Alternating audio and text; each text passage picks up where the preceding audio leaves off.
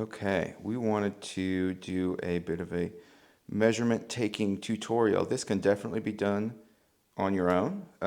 All you need is a flexible measuring tape in either centimeters or inches, and a piece of paper that is large enough for your foot to fit on, and a pen or pencil. We'll start standing with taking your tracings of your foot. So we're going to take a pen and try to stand pretty evenly, but keep the pen perpendicular to the floor. And we're just going to do a quick outline of our foot. Adjust accordingly as you go around your heel. Want to make sure we're not cutting in too much and adequately showing the shape of our foot. And then we're going to go back and just try to outline the point where your foot actually contacts the floor. That's going to tell us a little bit about the shape of your arch and the height of your arch. So I like to have a little bit on the outside of my foot, and then we want to check on the medial side as well. I have a decently high arch, so mine should reflect as being slightly in. Okay. Next step, we're going to take measurements while seated. So I've sat down. We're going to take a ball joint measurement. So we want to be from the joint, your big toe joint on your medial side to your pinky toe joint on your lateral side. Not straight across like around your pinky toe, but on the actual joint. You can see here on the tracing where my joints are. To get a circumference measurement there, we want to hold the tape so it's taut, but not so we're actually compressing your foot. You want to find that, so I kind of pull in a few times and find that point where there's no slack, but I'm not compressing my foot, and I'm getting something like 27.2 centimeters, 272 millimeters. And it's very important that you mark where you held the tape on both sides of the foot. So I know when I go back to measure that I'm measuring in the exact same place. So we'll just check it again. It's good to, if you're getting different measurements, kind of find the average.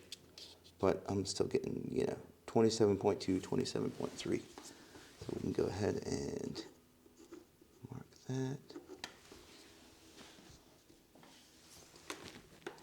Back on the tracing, we're going to take a waist measurement, so sort of in between your ball joint and the top of your instep. We want to know what the circumference is right in the middle.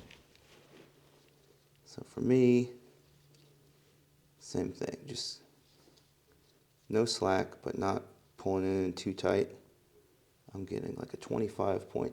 So I'm going to mark where the tape is at on both sides with a little tick mark and put 25.8. Now for my instep, I want to measure, basically like right under where the top of my instep starts to transition up into my ankle. And I want to know what the circumference is here. I'm getting something like a 27.7, so I'll put my little tick marks down and notate that, 27.7. Now we're going to do the short heel measurement. So it's going to be underneath your heel back here, just sort of like right as at the point where the tape is contacting the paper, and then up around your instep. So if I'm not pulling the slack out, I'm getting about a 35.2, 35.1. So I'll notate that back here. There's no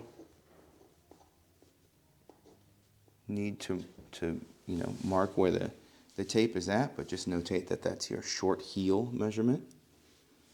And then we'll take an ankle measurement, sort of right at where the bone is at. It's the widest point here. For me, I'm getting like a 20, can't see, 26.3-ish. And then we want to do a calf measurement. So what we usually do is about 25 centimeters or about 10 inches up from the floor. We want to know what your calf measures, the circumference here. So I have metric tape. I'm going to measure up about 25 centimeters and then get a circumference measurement here. That's looking like something like 29. Okay. Now we want to measure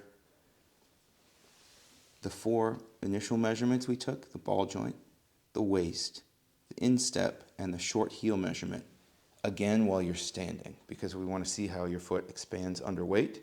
So it's important to stand fairly evenly. You know, we don't want to be like really over compressing or putting all of our weight on one foot. Sometimes hard to take your measurements and stand perfectly even, but we'll do our best here. So I'm going back to the exact same spot we measured before. We're going to go back to our tick marks there and make sure I'm measuring in the same spot. And while standing, I'm getting like a, 27.5. So my ball joint expands a little bit under weight. What I usually do is notate that in parentheses next to the original measurement.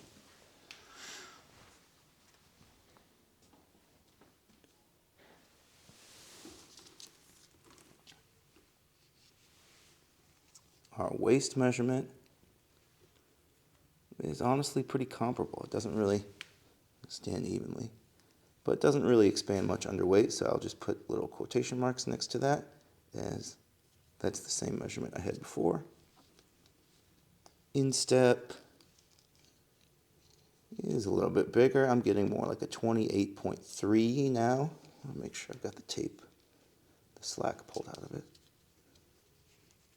28.3, yep.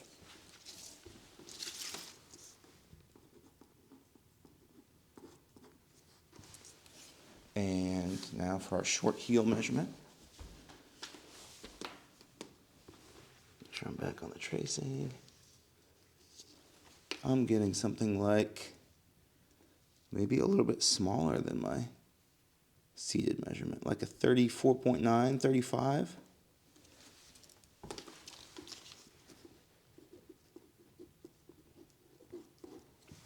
Okay, now we want to do, there are 2 other measurements that will tell us a lot about how we can customize your pull-on boot pass-through. So what we do is we kick our ankle up over the top of our knee, so your foot is completely off of weight, and we want to really relax the muscles in our feet and our ankle, make sure it's nice and loose. We're going to take a measurement right at the waist, so in the middle. We want to know about how small that is without any weight on it. So I'm getting, same thing. I want to pull the tape so there's no slack, but I don't want to actually compress my foot like this. So I'm going to pull that in. I'm getting something like, a 24.7, 24.8. So I'll notate that. And I usually put it next to the waist measurement, and I'll put a circle around it. Now we want to do the same thing with our short heel measurement.